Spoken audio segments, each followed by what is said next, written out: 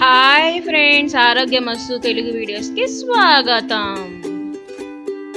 ఈరోజు మనం ప్రిపేర్ చేసుకోబోతున్న డిష్ కోకోనట్ దోశ. కోకోనట్ దోశకి కావాల్సిన పదార్థాలు ఏమిటో ఒకసారి చూద్దాం. కొబ్బరికాయ 1, బియ్యము 2 కప్పులు,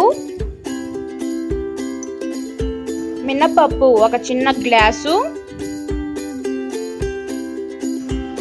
సాల్ట్ తగినంత,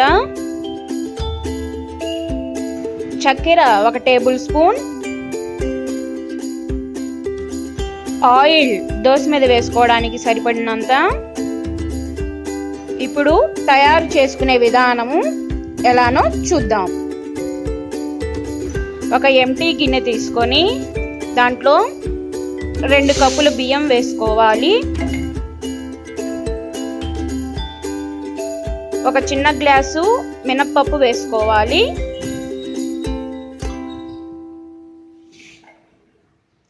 తర్వాత కొబ్బరి ముక్కలు కూడా వేసుకోవాలి, ఇట్లా కట్ చేసుకోవాలి.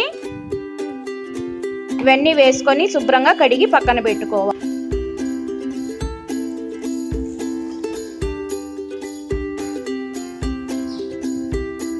వాటర్ పోసుకొని శుభ్రంగా కడిగి పక్కన పెట్టుకున్న తర్వాత మళ్ళీ వాటర్ పోసుకొని 5 అవర్స్ నానబెట్టుకోవాలి. 5 అవర్స్ నానిన తర్వాత వాటర్ తీసేసి పక్కన పెట్టుకో.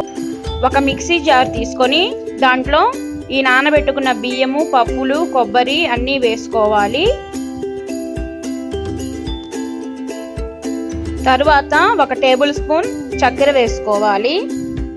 తరువాత తగినంత సాల్ట్ వేసుకోవాలి.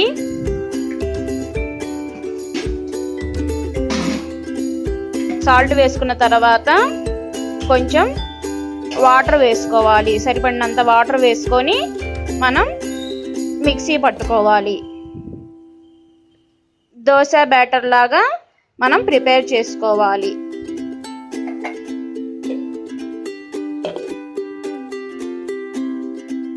మనము గ్రైండ్ చేసుకున్న తర్వాత ఇలా వస్తుంది. బాగా స్మూత్గా వేసుకోవచ్చు. ఇలా ఒక ఎంటీ గిన్నెలోకి తీసుకొని ఒక 3 అవర్స్ దాకా పక్కన పెట్టుకోవాలి. మూత పెట్టేసి 3 అవర్స్ పక్కన పెట్టుకోవాలి. అప్పుడు బాగా పులిసిద్ది. పులిసిన తర్వాత మనకు దోశ బాగా వస్తుంది.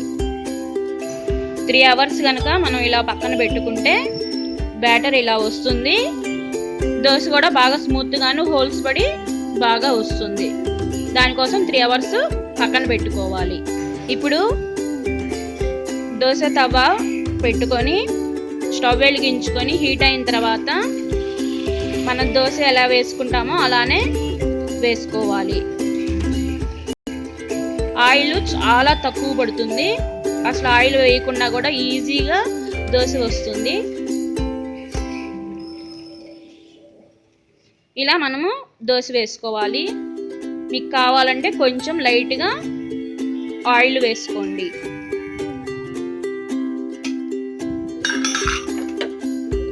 ఈ దోశల్ని రోస్ట్గా కాల్చుకోకూడదు. మరీ పలుచగా వేసుకోకుండా మరీ మందంగా వేసుకోకుండా మీడియం సైజులో వేసుకోవాలి. రోస్ట్గా వేసుకుంటే కొంచెం గట్టిగా వస్తాయి. ఇలా 3 అవర్స్ నానిన తర్వాత వేసుకుంటే బాగా స్మూత్గా వస్తాయి.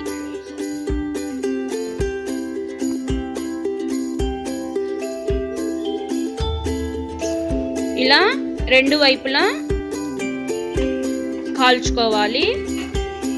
2 వైపులా రోస్ట్ చేసుకోవాలి. లైట్ రోస్ట్ చేసుకోవాలి. చూసారు కదా ఎంత తెల్లగా ఉన్నాయో దోశలు. కొబ్బరి దోశ కాబట్టి మనకు అలానే తెల్లగా ఉంటాయి. చాలా టేస్ట్గా కూడా ఉంటాయి.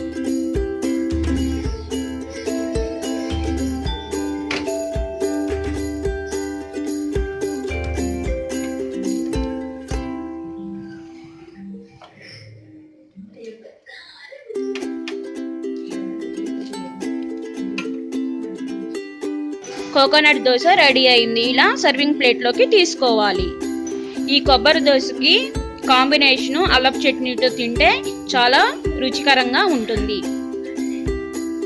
మా ఛానల్ని సబ్స్క్రైబ్ చేయండి, షేర్ చేయండి. Thank you friends.